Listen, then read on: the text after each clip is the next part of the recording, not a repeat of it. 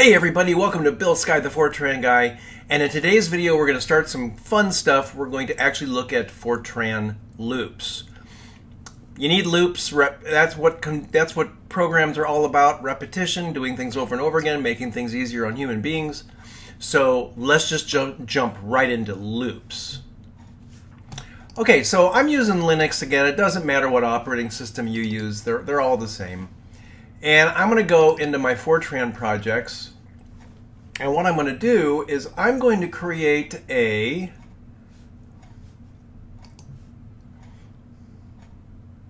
Intel FORTRAN project. I would like to do an Intel project this time, so let's go ahead and extract. Now you can do this with GFORTRAN, it doesn't matter, it's fine. And let's go ahead and rename this to loops. Okay. All right, there we go. Pretty basic template. I have two templates. I'm not really sure if this is the template I want to use. Let's go back and let's do another one. I think I did this one here. I don't think that's the one I want. So let me go ahead and do that again.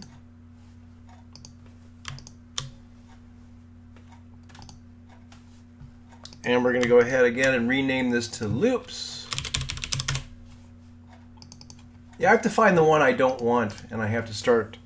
I have to get rid of the old one.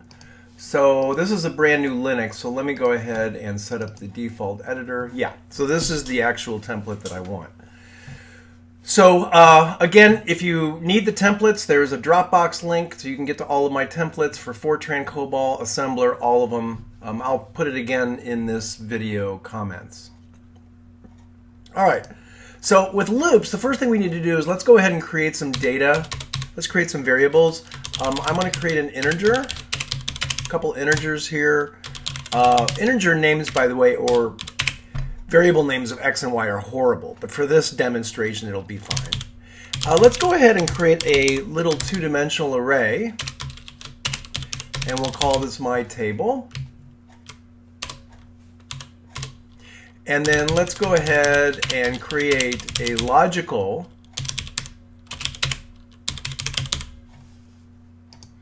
and let's build it. Now remember, with the Intel compiler, you have to do a source of the environment variables before you actually start the compile. So we're going to say source opt Intel 1 API set vars.sh, and it sets the vars. So now I should be able to make, and there's my main. Great. Okay, so we've got our variables. Now let's go ahead and create our very first loop. So what I'm going to do is I'm just going to put some comments here. A simple do block loop. And I mainly put these comments for debugging purposes, so I know where I am. So let's go ahead and set the X counter to 1. And then I'm going to... Now this is a block loop that is not actually using any kind of a loop clause. It's just a loop that you can... It's like a manual loop. So what I'm going to do is I'm going to create a label called the GOTO label. And I'm going to say print the value of X is, and print off X. And then I'm going to go ahead and ask the question. You have to have some type of an exit criteria to leave the loop, otherwise it'll become an infinite loop, base case. So I'm going to say if X is greater than or equal to 10, then we're going to exit the loop. Else, I'm going to say X equals X plus 1, continue, end if, and then I'm going to say end do go to label. So this loop is just going to keep going and going and going. It's simply a block, what I call a block loop. The continue takes me back up to the top of the do. Okay, there's no need to have any kind of a while or a do while or anything like that. Let's go ahead and build this. And let's run it. And you can see our loop ran. Now, if we don't have this x equals x plus 1, or if we don't have this check here, this loop is going to go forever. Okay? So it's really a good idea. Now, the other new thing here is this label. And anything in a FORTRAN program that has like a variable name, a label name, and then a colon at the beginning of a line, that means that that is a label which allows you to go to that. So I could actually say this. I could say go to label. Instead of doing the continue, let's see if that'll work. Let's make it. And it looks like, I'm not really sure what's going on here, but it says error, this name has already been used as a construct name. Okay, so that won't work. That's good. Now what I could do is I could do something like, I could create a label down here.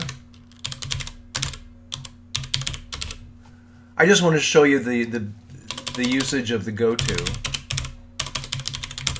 Here's another way of getting out of a loop.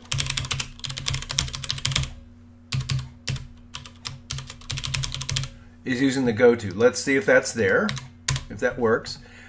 Yeah, because it's a block, it doesn't look like I can really use the goto. That's very interesting to me. Old versions of, and let's actually see, this is on line 31. Yeah, it's because there's nothing there. So I'm just going to say continue there. Let's see if that works. Yeah, it's not letting me do it.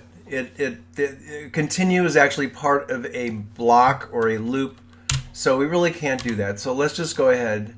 Older versions of FORTRAN, we could do that. That's interesting. Okay, and let's just exit. So there's our first loop. Let's go ahead and make sure it builds okay, run it, and looks cool. Okay, so that's a simple do block loop. Now let's go ahead and do another loop. I'm going to say print to, let's do a simple for loop, and let's count down. Now, a for loop is a loop that, and it's not really a for loop in FORTRAN, it is a do loop, but it has a counter in it. So, and the reason I say for loop is because that's in the other languages like C, C++, Python, Java. But in newer versions of FORTRAN, it's called the do counting loop. So I'm going to say do, and you have to give it a variable name. So it's just like a for loop where you give it its initialization, x equals, and let's say 10. It's going to go to 0, that's the condition, and our incrementer is a -1. And then I always like to say end do before I do anything else, just so I don't forget to do that. Okay, and I'm going to say print looping. And I could print out X, whatever I want, but let's go ahead and build that. And you can see that it's looping. If you count those up, there'll be 10 of them. Cool. So that's the simple do loop. Again, you have the initialization first, and that only happens once. So that happens with when this line of code here is hit the first time, or the program, the instruction pointer reaches that line of code. It only does this x equals 10 once. Then this is an if statement. If x is equal to 0, or if x is greater than 0, go ahead and continue. If it's equal to 0, end the loop. And then -1 is our incrementer. In this case, we're incrementing down. Okay, let's do a counting up. Very simple. Counting up. And let's start x at 0. Let's say it's going to go to, I don't know, 5. And I'm not going to put anything here. I could put 1, so increment it by 1, but if you put nothing, it just means that it's going to be incrementing up. X will be added, we'll have 1 added to it every time. And you can see right there, that worked. So again, I can put 1 here. I could even put a -5 in there, or a +5, or just a 5. I could put any kind of incrementer in there I want. And you can see it just executed twice.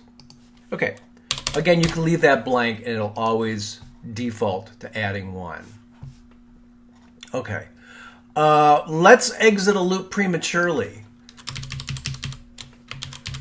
So let's say I decide that I want to leave a loop for some reason. There's something I'm doing. So let's go ahead and put, and actually let's make this 2A because we're dealing with the same loop. And again, I'm putting these comments in here just to, or this output to the screen, just so I can keep track of what it is that I'm testing. Okay, so we're going to start 0 to 5. I'm going to ask a question. If, and I know this doesn't make any sense because you would just go to 3, right? But I'm going to ask if it's equal to 3, then I can exit out of the loop prematurely. Else, I'm going to say looping, and then I'm going to say end if. So again, exit is a way to get out of a loop prematurely based on some condition that you decide. And there it is right there.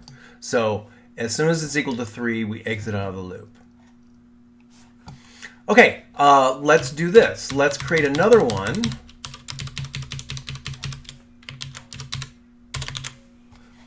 And this one is going to be 2D. And what we're going to do here is we're going to getting around code.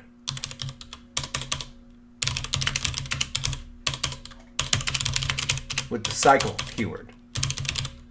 Now the cycle keyword is just like the continue keyword, which in other languages, and what that means is that when you say cycle, go ahead and do another increment of the loop. Okay? So let's go ahead and put in some code here. What do I want to do? 0 to 5 is equal to 3. Instead of exit, I'm going to say cycle. Okay. Now the output's going to almost look identical to the previous one. Actually, no, it looks a little bit different. So 0 to 5, if x is equal to 3, it's going to cycle. Now let's see what we got here. We've got 5 here. 1, 2, 3, 4, 5. What did this code actually do? If x is equal to 3, then cycle, else printing. Oh, I see right here. So a simple loop that counts from 0 to 5, that's actually going to do 6 because it does 0, 1, 2, 3, 4, and 5. And there's our 6 right there. But if we say if it's equal to 3, we want to cycle, which means it's going to jump back up to here, which means it'll never get to the printing. So as you see here, we only have 5. So it's counting from 0 to 5, which would be 0, 1, 2, 3, 4, 5, because the condition is it less than or equal to 5? Not is it less than 5, but the condition of the loop is that if it's less than or equal to 5, continue the loop. So that's what cycle does. I could do something like this. I could say equal to 3. I could say equal to, or let's say greater than 3. Let's see what happens. And here you only see 4 because we went through 0, 1, 2, and 3.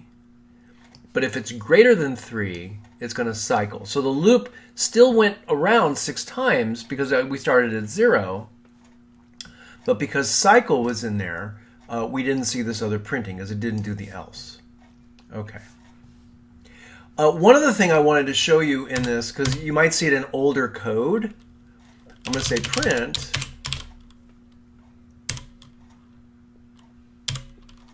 And we're going to call this labeled do loops. And you'll see what I mean by labeled do loops right now. I'm going to say print is old, but there's a lot of code out there. Now the other reason I put comments or I put prints like that in my code is because when I look at my code later on, I can say, oh, is that what that does? And I can copy and paste it. So I can, I'm saving my code. Okay, so I'm going to say do, and here's the label. The number 10 is the label. So I'm going to say do until 10, x equals 0, go to less than or equal to 10, increment by 1. And I'm going to say print, looping, I'm going to say print x. And then I'm going to say here's the label of 10, continue. So you might see this in older FORTRAN programs, and that's what it is. It means the label 10, I'm going to do this this is the thing called, the label is 10. It's actually a number. So this do is labeled with the number 10, and it's going to keep going, and this 10 continue is going to take us back to the top. That's how it identifies it. Again, that's older type code, but it works great. So you might see that in older FORTRAN programs. Okay, let's do a nested do loop. So I'm going to say print do F.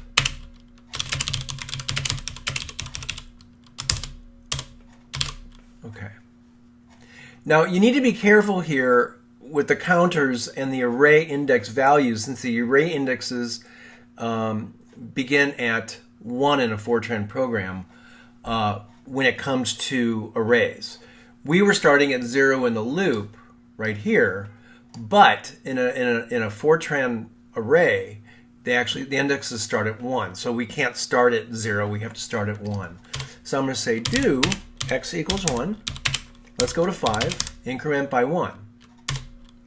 Then I'm going to say do y equals 1, 5, increment by 1. I'm going to say print, setting array location, x comma y. I'm going to say my table of x comma y equals, I don't know, 99. And I'm going to say end do for the first one. I'm going to say end do for the second one. Now, a little piece of advice here: if you are dealing with loops, older loops, this is kind of how it would look.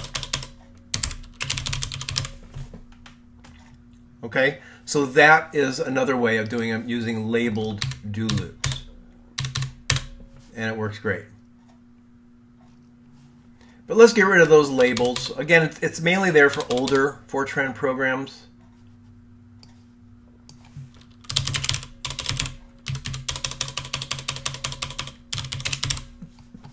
And let's save and build this and make sure I didn't do something silly. And there we go. Now I can also use this to print off the values. I can say value at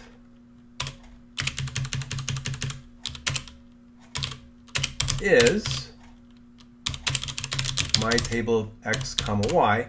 And let's make this a little more interesting. Instead of just setting it to 99, let's set it to x plus y. Up here when we set it. Just so it looks a little more interesting. So the value at 1 comma 1 is 2, 3, 4. You can see them right there. So that's how you can access that in a two-dimensional array. Okay, that's do loops.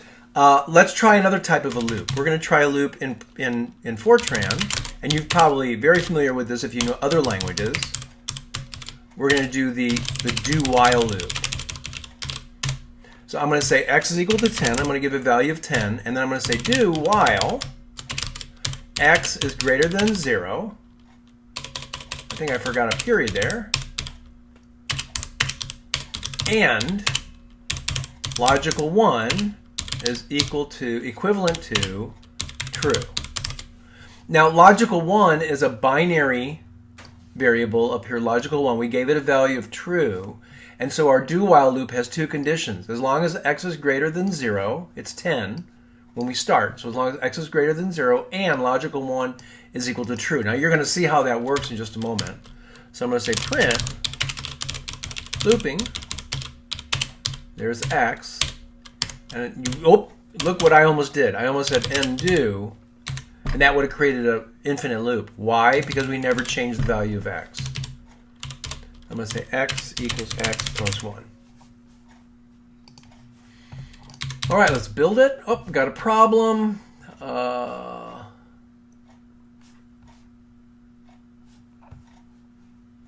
Forgot an I.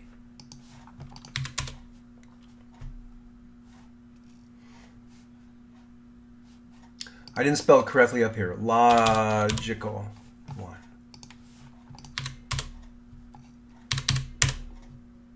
Well, I think we have an infinite loop. That doesn't look good. Oh, why? Because I added 1. So let's go ahead and Control C. You can see the dump. Okay, so we just see -1.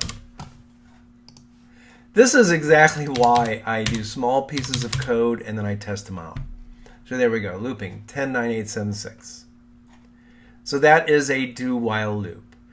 I could have done one with only a single. I could have done something like this.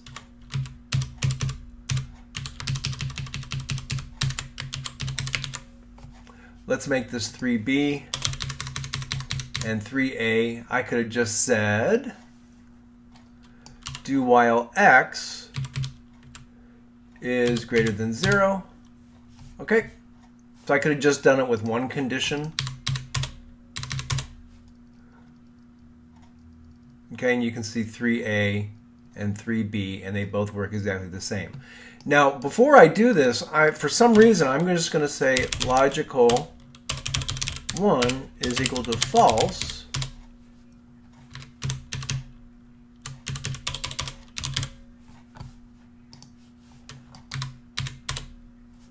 And we have an issue. Oh, what did I do? Oh, I messed up my...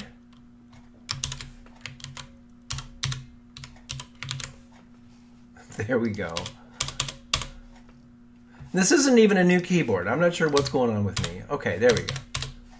And you can see that the do while loop here never executes because we set up logical 1 to be equal to false. Now that's really stupid, but what if that was set earlier in the program? Like you asked the user a question, they said no, so you set that to false, so you don't want to do that loop if they said false. So that's a good reason for that. But the reason I put that there is just to test it out. So let's go ahead and get rid of that. Okay. Let's do a do while loop with a label. Remember the do loop with a label? So I'm going to say print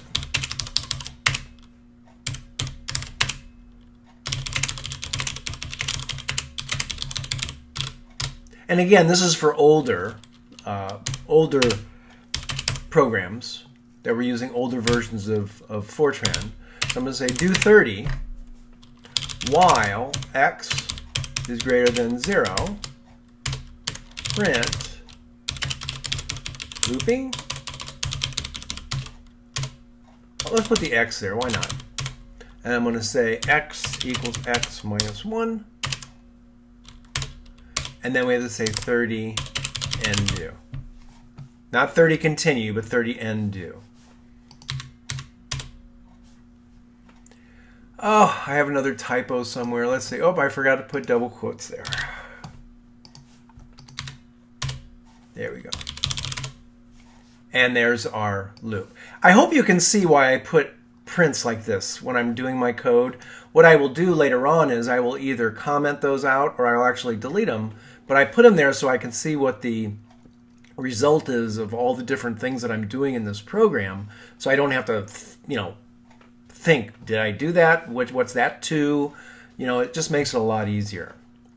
Now let's do one more loop here, and the loop I want to do is like a really old kind of loop. It's the way it was early, but you might actually see it, and some of you might actually, and I mentioned it a little bit earlier in this video, it's using the GOTO statement, and some people might say, oh my god, are you insane, GOTO? It creates spaghetti code. Well, I agree. Today I don't like using GOTOs, but you might actually see one. So what I want to do is I'm going to say for a GOTO loop, let's say x equals 5. And then I'm going to put a label here. So I'm going to say 10. Or no, let's not say 10. I'm going to say 50. This is one of the problems with loops, GOTO loops in FORTRAN, is that you have to remember what numbers that you've used on other labels. So I'm going to say 50 if x is equal to 0,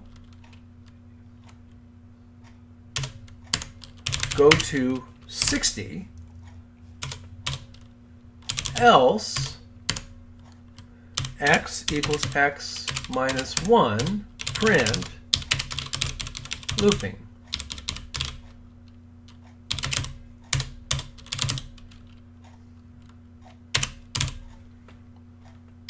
Now that's going to take us out, but we don't have it there yet. I'm going to say 60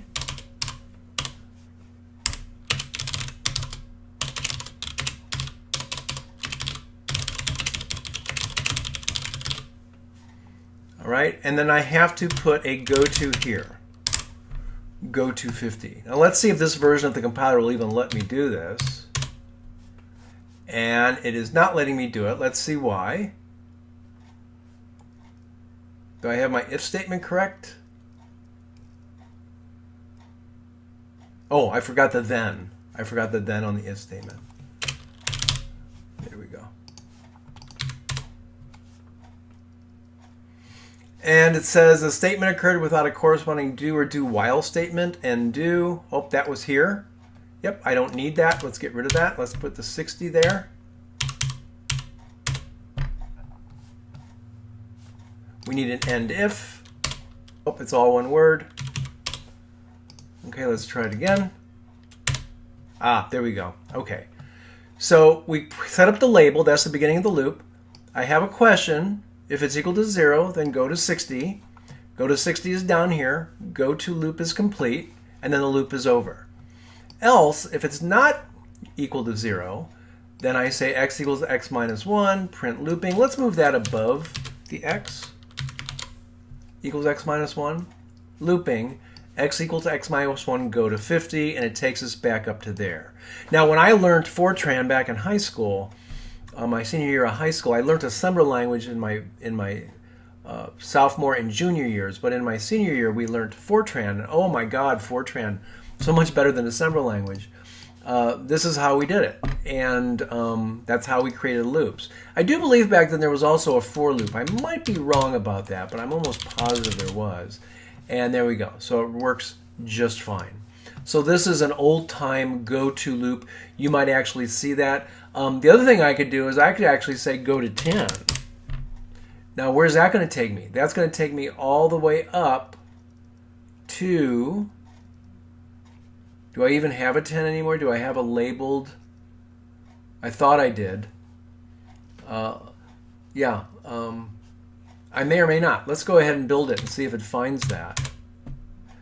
Yeah, I must have deleted it during the demonstration, but I could do a go to 10. Now you have to be careful with that, because what you're doing is, if that 10 label is way above, then you've just left the loop and now you've gone above it, and your program is going to start over again. And more than likely, you're going to have an infinite loop on your program. So I could do something like that just to be irritating. I could just say do 10. And then I could say 10 continue down there, and it would do that. So play around with that yourself. But this is actually what loops used to look like. They're very, very, they're using GOTO. However, GOTOs are really frowned upon these days simply because it creates spaghetti code. It makes the code very difficult to follow.